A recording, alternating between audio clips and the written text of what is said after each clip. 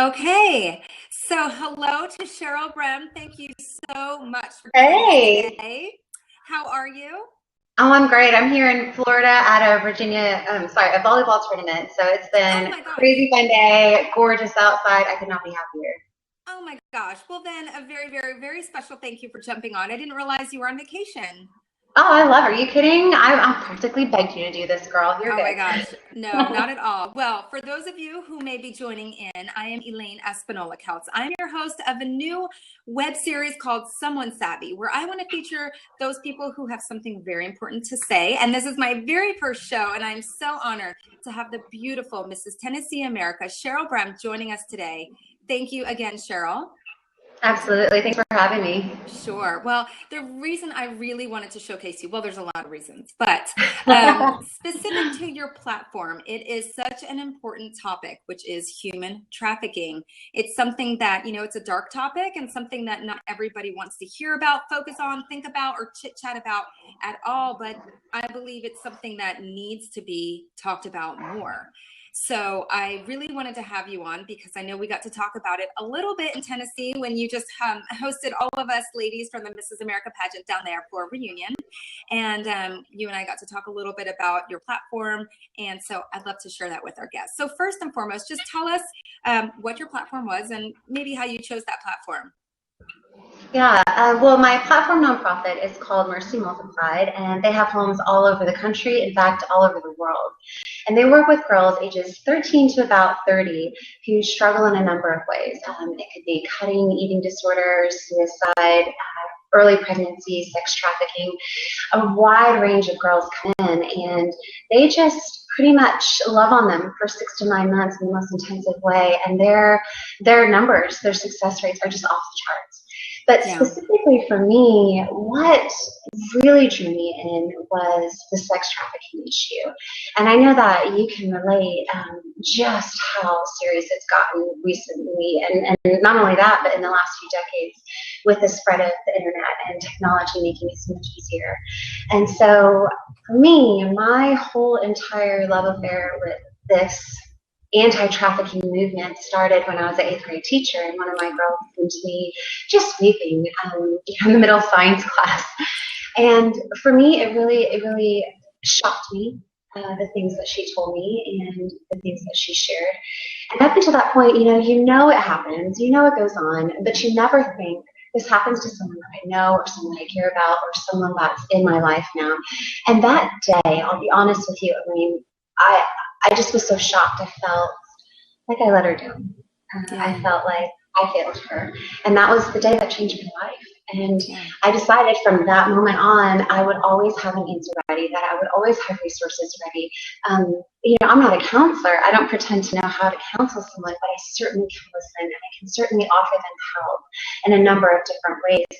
And so the more and more I've gotten involved in this, the more and more passionate I feel, just because you're literally saving lives. I mean, it's just taken over my life in the most beautiful way, and I feel incredibly grateful.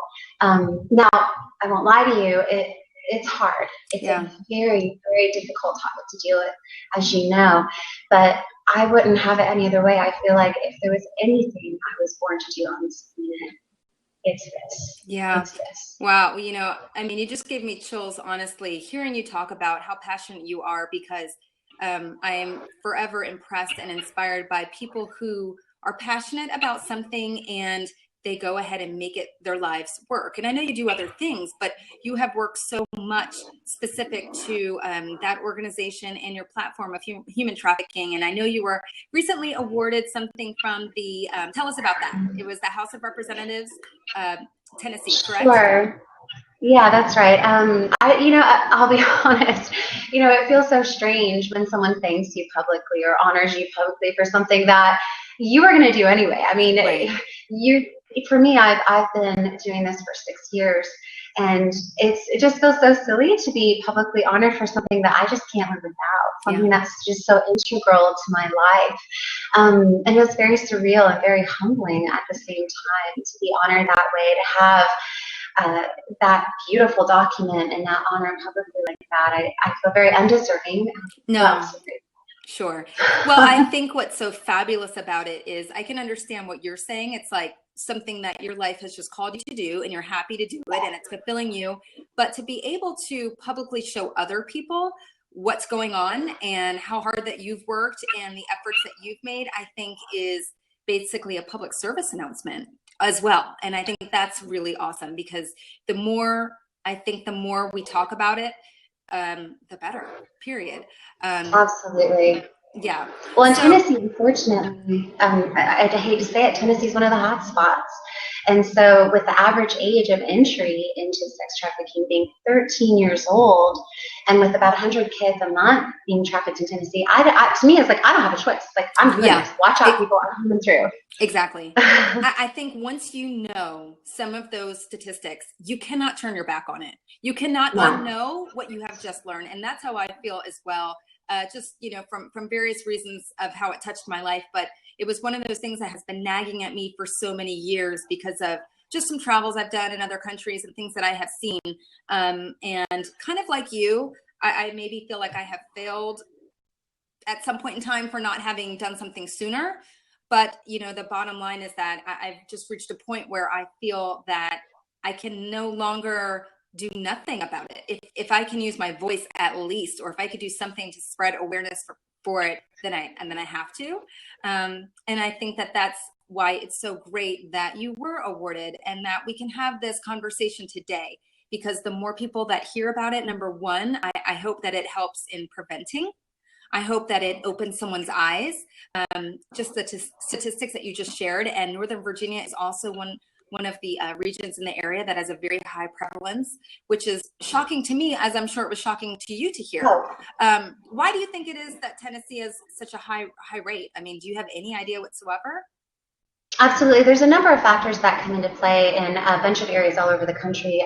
Like Tennessee, if there are areas that a lot of interstates meet, intersect, there is just a high traffic area, people coming, people going. Another thing that makes it difficult for us is that we're a high tourist area. And so, unfortunately, men or women, anyway, they will come and just have this great vacation. They're away from their family, they're away from their friends. They can be whoever they want and be the crazy person that they always wanted to be without any restrictions in this new place where they're just visiting for a few days. And so, unfortunately, as well, I mean, you have young girls who, if they're regions that are low income areas, that also is very it makes them more susceptible, more vulnerable to being pulled into that world as well. Yeah.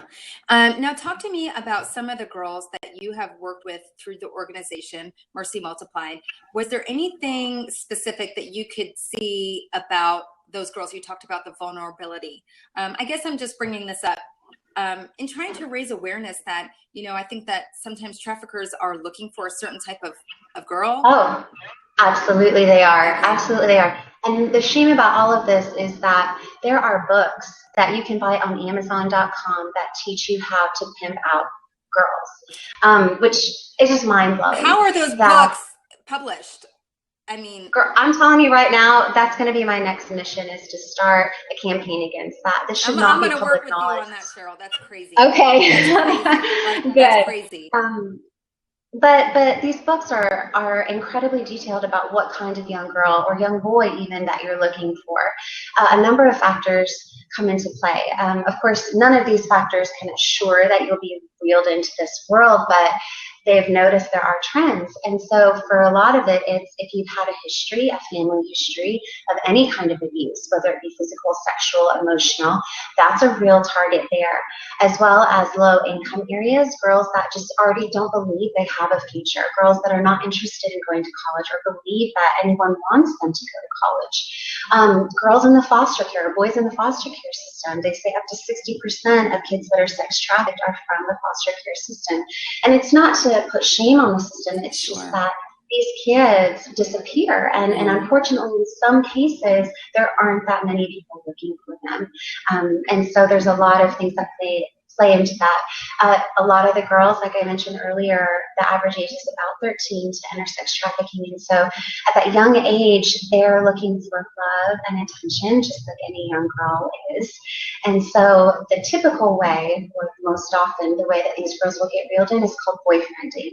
So an older man, or unfortunately an older woman, can come along and pretend to be in an actual romantic relationship with them and basically prime them over the next few months. And this young girl or young boy actually truly believes they are in a legitimate romantic relationship. That this is honestly their boyfriend. This is honestly, they're going to get married. They're going to be together forever. Cheryl, I've heard of some cases where they actually do get married. I've heard of that as well. Like to the point where they're married. And up until that point, and maybe it was a quick engagement, I don't know, but the point is, up until that point, everything was legit. And then all of a sudden, they are really, truly involved in a serious relationship or a marriage now. Well, you have to think, unfortunately, the average young girl or young boy that's in this world, the average, mind you, that they bring in per year is $250,000 for being trafficked. And so if you have someone who's willing to take advantage of a person that way, whether they be a spouse or a boyfriend or a friend of the family or a family member, it's a significant amount of money. And then you have some that will have 4 and 5 girls or boys that they're selling all at the same time. So that's the real draw, I think. That's really, it's about greed, it's about money. Now, what would you suggest what would a message be to parents out there who maybe they're noticing, we all talk about how high schoolers change, especially girls, they stop wanting to, be friends with their mom, and they're doing their own thing and they're trying to be cool. And so of course they're changing their hormones, all of that stuff. But what advice would you give for a parent to help, I guess, look for signs and also educate their daughters, their sons? Yeah, there are so many warning signs along the way, but it's honestly as simple as an education, just telling them, hey, this is what to look out for. And one thing I try to keep in mind as well, because I work with kids this age, is that oftentimes a young girl who's been freed from sex trafficking will go back to her abuser. And a lot of times when asked why, she'll say, well, easy, because he or she's the only one that listens to me. So I know that sounds crazy. So you've been freed and you want to go back because there's literally no one else in your life willing to listen to you. Right. So as a parent, that right there is probably the easiest number one thing that you can do to prevent your child from getting into this. And secondly, knowing who your child is with, who they're talking with, and parents, get a hold of your kids' phones. What are they doing? Who are they talking to? I know that they're not going to want to share some things, but if you really want to protect your children, you have to be proactive.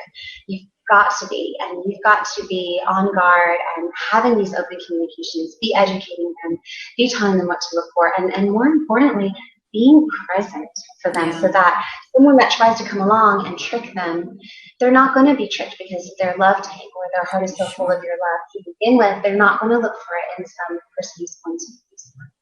Yeah, well, that's really, really great advice. And especially the piece about watching their phones and knowing what they're doing, because it's just a different time now. And I think makes it even easier, as you said, for predators, online predators. It makes it even easier. And the bottom line is that, kids as young as 7 and 8 have their own devices these days. Mine don't, but kids do. And it's fine. I'm not judging. I'm just, people do it for educational purposes, whatever. But the bottom line is that where there is a will, there's a way. And predators are sneaky. They're not dumb. I understand that there are very organized, I don't know what you want to call it, organizations, I guess, who, the predators, it's very organized and there's a system in place and books, like you said, which just blows my mind.